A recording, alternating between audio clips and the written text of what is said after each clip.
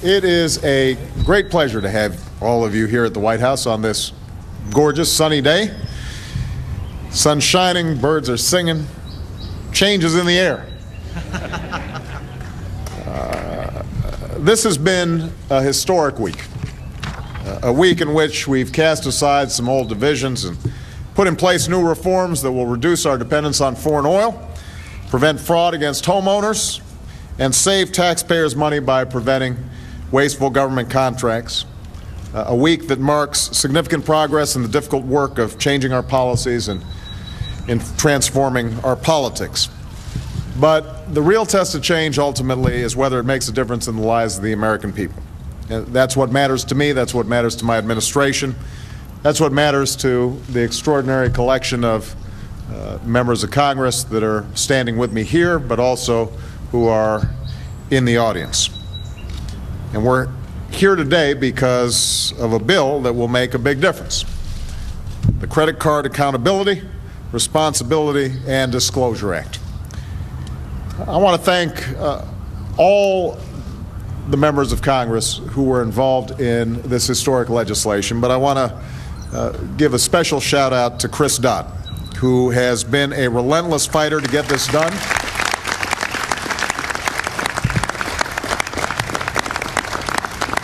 Chris wouldn't give up until he got this legislation passed. He spent an entire career fighting against special interests and fighting for ordinary people, and this is just the latest example. I want to thank his partner in crime, Senator Richard Shelby.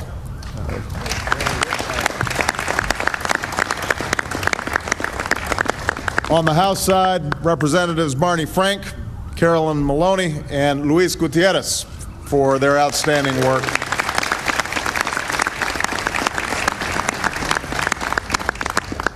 And I want to also thank all the consumer advocates who are here today, who fought long and hard for these kinds of reforms. You know, most Americans use credit cards all the time.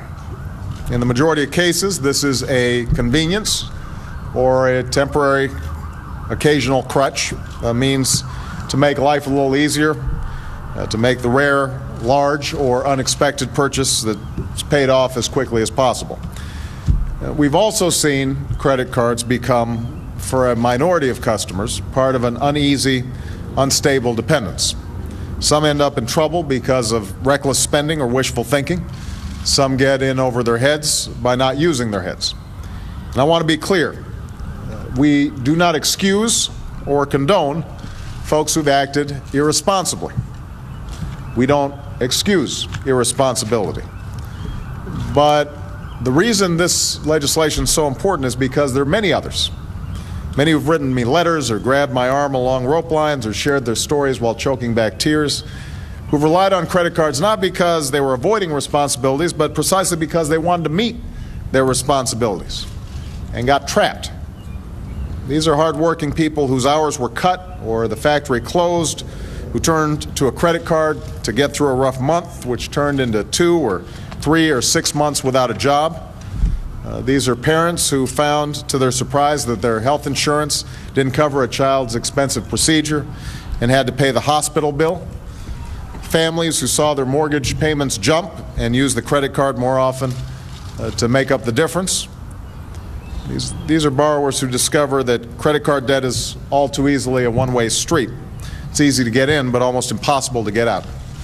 It's also, by the way, a lot of small business owners who have helped to finance their dream through credit cards and suddenly, in this economic downturn, find themselves getting hammered.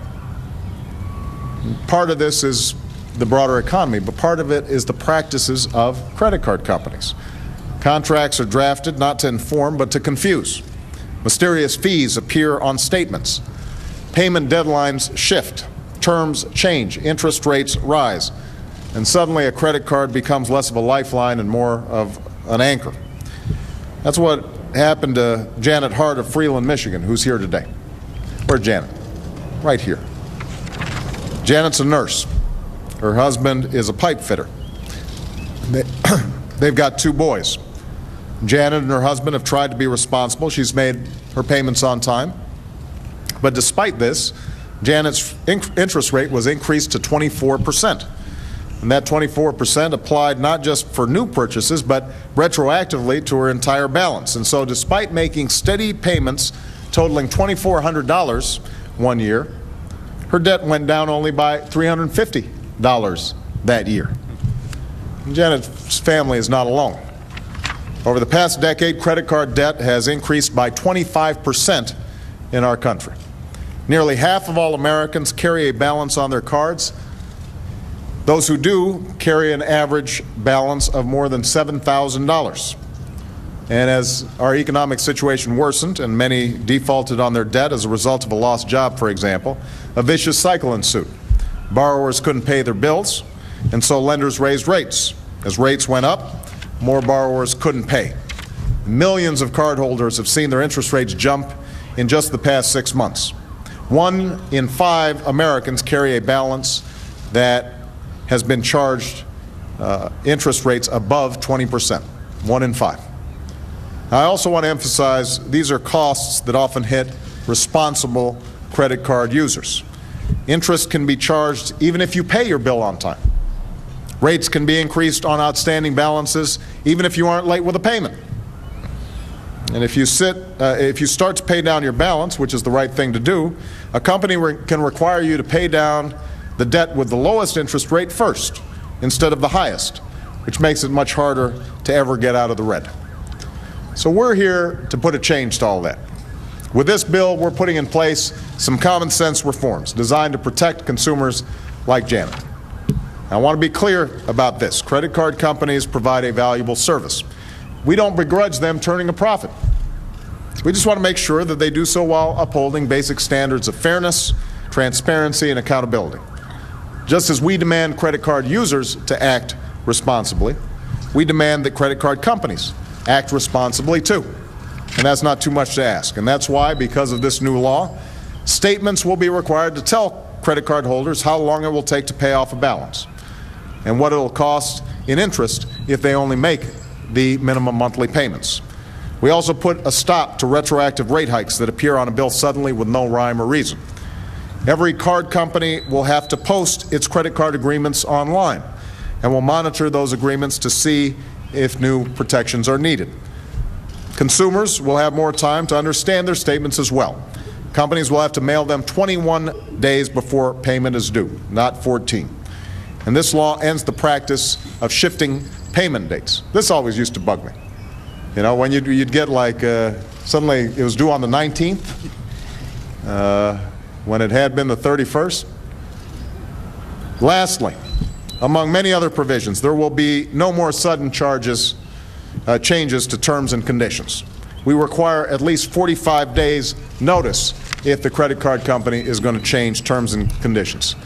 So we're not going to give people a free pass.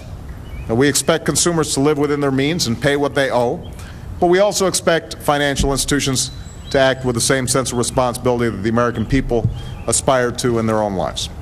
And this is a difficult time for our country, born in many ways of our collective failure to live up to our obligations, to ourselves and to one another.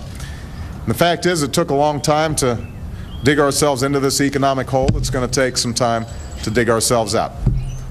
But I'm heartened by what I'm seeing, by the willingness of old adversaries to seek out new partnerships, by the progress we've made these past months to address many of our toughest challenges. And I am confident that as a nation, we will learn the lessons of our recent past and that we will elevate again those values at the heart of our success as a people. Hard work over the easy buck, responsibility over recklessness, and yes, moderation over extravagance. This work's already begun, and now it continues. I thank the members of Congress for putting their shoulder to the wheel in a bipartisan fashion and getting this piece of legislation done. Congratulations to all of you. The least I can do for you is to sign the thing. All right.